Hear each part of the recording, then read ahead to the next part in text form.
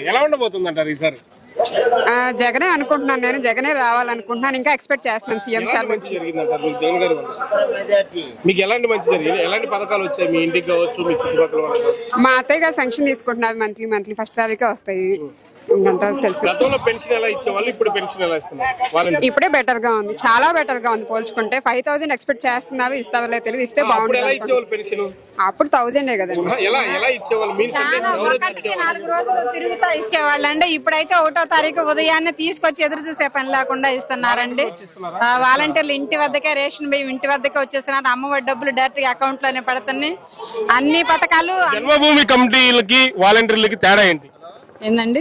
జన్మభూమి కమిటీలు ఉన్నాయి కదా, ఇప్పుడు వాలంటీర్ వ్యవస్థ ఉంది. రెండింటి మధ్య తేడా ఏంటంటే, వాలంటీర్ వ్యవస్థ ఏంటంటే లంచం లేకుండా ఏది లేకుండా డైరెక్ట్ గా ప్రజల వద్దకే పాలన లాగా ఏ ఇబ్బంది లేకుండా వచ్చి మనకు వచ్చాయి మన ఇంటి దగ్గరకే వచ్చి ఎదురు చూసే పని లేకుండా ఇస్తున్నారండి. నేరుగా ఏమి లేదు, అసలు నేరుగా తెచ్చిస్తున్నారు. టీడీపీ వాళ్ళు కాదండి, అసలు ఏది లేదు. మా ఊర్లో అయితే మా వాలంటీర్ వ్యవస్థ ఎవ్వరూ లేదండి. డైరెక్ట్ గా ఈ ఇల్లు ఆ ఇల్లు లేదు, ఏ పార్టీ లేదు. అసలు ఎస్సీ ఎస్టీ కాలనీలు అయితే ముందు ఇచ్చి తర్వాతే ఓసీలకి ఇస్తున్నారు. మళ్ళీ జగన్ గారికి ఎన్ని పార్టీలు వచ్చినా